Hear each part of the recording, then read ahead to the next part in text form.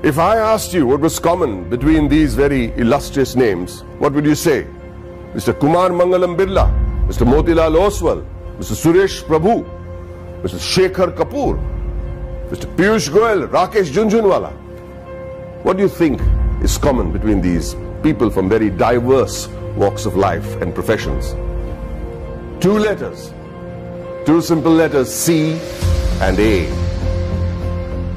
Two letters so powerful that if you join them and put them before a name, it not only becomes a professional qualification, but it represents willpower, dedication, intelligence, and the ability to march on come what may.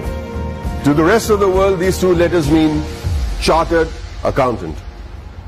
But to me, it means something completely different. Committed achievers. Let me tell you a story about a committed achiever. A young girl was wrongly prescribed penicillin for a common cold. What happened was that she became visually impaired. A 9-year-old became blind. She decided to become a chartered accountant. Her name was Rajni Gopal. So what if she was visually impaired? The world may think of it as a handicap, but she did not. In another story, the daughter of a man who sold coffee outside Borivali railway station on a bicycle decides to learn English in the 7th standard. And she fails. Tries again, fails again. She goes on to become a chartered accountant. Did she ever think that language would be a barrier? She did not. Did she ever think that her financial status would be a barrier? She did not. All she wanted to do was become a chartered accountant, a committed achiever. The only place where achievement comes before commitment is in the dictionary. It was this commitment to achieve that led to the formation of this organization that would change the economic structure of this country forever. ICAI, the Institute of Chartered Accountants of India. The leaders of this nation were visionaries. They knew the role chartered accountants would play in developing the country, which is why on the 1st of July 1949, a year even before the Constitution of India was formalized, an Act of Parliament gave birth to ICAI. Today, ICAI counts itself amongst the oldest professional institutions in the country. Born as a regulator of accounting profession to aid the economic growth of the nation, it is the second largest professional accounting and finance body in the world in terms of members, with a current roster of about 2.5 lakh members and counting as I speak, with a presence of about 71,000 female chartered accountants and 3.5 lakh girl students. ICAI holistically carries the mission of transforming the nation from women's development to women-led development. During its eventful journey of 70 years, ICAI has become an integral part of the Indian economy, taking it on the path of the fastest growing economy in the world. With its emphasis on financial reform, ICAI radiates with shining milestones that stand as the acknowledged cornerstone of India's economic growth. In the year 1956, chartered accountants were recruited for the first time in the commercial audit branch of CA&G. Many of you may not be aware that many accountants were part of the Indian freedom struggle, like First Lady Auditor C.A.R. Sivabhogam, who participated in non-cooperation movement on the call of the father of our nation, Mahatma Gandhiji. She was also imprisoned for a year. Recognizing ICAI's strong regulatory framework, the High Courts acknowledged Council's strict disciplinary mechanisms in 1961. In 1964, the Council of the ICAI submitted its pre-budget memorandum for the first time.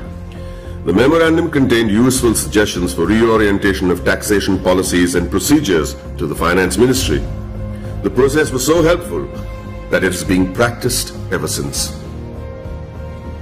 In the 70s, the ICAI started rendering free advisory services to SMEs and small taxpayers on maintenance of accounts, tax paying and other financial matters. Not only did it enhance the financial literacy of businessmen and citizens, more importantly, it started the industrial growth in the country. It also collaborated with the government to enlarge the scheme of scholarships. With all humility, I wish to mention that in the year 1972, ICAI members had provided pro bono professional services to the heirs of the Jawans and officers of the armed forces who sacrificed their lives in the war. Complete exemption from tuition and registration fee of the institute was also granted to the children of Amar Jawans and officers. The 80s saw widespread gloom in India's macroeconomic performance due to the prevailing conditions in the country. However, during the period between 1980 and 1990, the economy began to improve and growth rate accelerated. The government appointed CA members on various committees like boards of public sector undertakings and nationalized banks.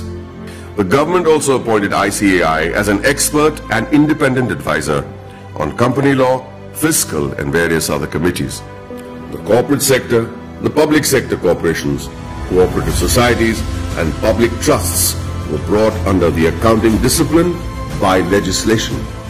In the 90s, sales tax audit was introduced in many states, which was a direct result of ICAI's efforts to showcase the role played by the CA community. ICAI developed a research center in the form of a non-profit company to be named as Accounting Research Foundation. It was during this time that the government recognized the ICAI as the sole recommendatory body for setting accounting standards in the country. 2000 and onwards marked the period when many MRA MOUs had been signed with many international bodies such as ICAEW, CPA Australia, Ireland, CICA, etc. ICAI was granted recognition by IGNOU as a research center for the benefit of its members and employees to pursue doctoral research from IGNOU. eSahayata was launched as an electronic service for members and students of ICAI to provide prompt services against their queries, complaints and grievances. In 2007, ICAI decided to recognize the CA leaders in industries, which gave birth to a glittering awards function. In 2009, ICAI was awarded the Recognition of Excellence Award by the then President of India, Srimati Pratibha Patil. In the year 2014, the Honorable Prime Minister of India, Sri Narendra Modi, nominated ICAI for the Swachh Bharat Abhiyan. Under the banner of Swachh Bharat Abhiyan, Swachh Vidyalaya Abhiyan was launched in the year 2015 to provide separate toilets for boys and girls in all government schools throughout the country. ICAI undertook a pilot study for the Indian Railways. The in-depth cost analysis helped in streamlining the running of the railways. Considering the importance of the legislation, namely black money, and the imposition of Tax Act 2015, CBDT decided to go all out and conduct workshops with ICAI to clarify any doubt the assessees may have had. ICAI was chosen as the preferred institution to partner with the Government of India to create awareness and maximize the potential of the Income Declaration Scheme 2016. ICAI, jointly with the Ministry of Finance and the Ministry of Commerce and Industry, organized events at more than 470 locations across the country. It was attended by more than 42,000 citizens, including chartered accountants, company secretaries, advocates, and members from trade and industry. ICAI's contribution to the scheme was acknowledged by Shri Arun Jaitley, Honorable Minister of Finance and Corporate Affairs. For the benefit of its members, ICAI established the Indian Institute of Insolvency Professionals of ICAI. ICAI extended its technical and infrastructural support towards the accounting reforms of various government offices. This meant moving from cash to accrual system of accounting after assessing the tremendous positive impact on national financial reporting. It was also an important year for the Indian economy, with GST being touted as the game changer, leading to one nation, one tax. ICAI, as always, was there to partner the government towards effective and smooth implementation of GST throughout the nation.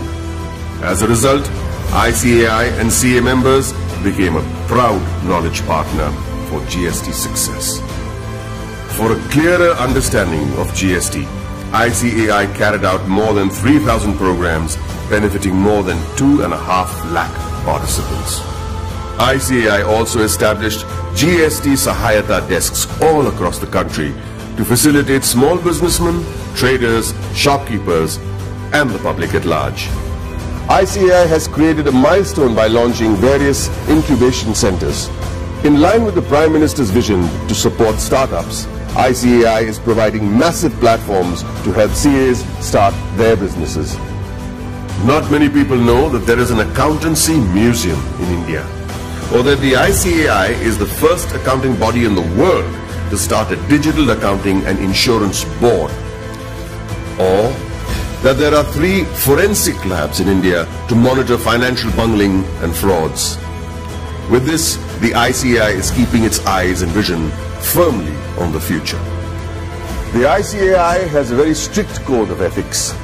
Its motto is taken from the Upanishads, Yayeshu Sapteshu Jagriti, which translates as the one that is awake in those that sleep. Here's to the guardians who stayed awake and protected us while the rest of us slept. I'd like to salute this institute for the work it has done in the past 7 decades and wish them the very best in the years to come.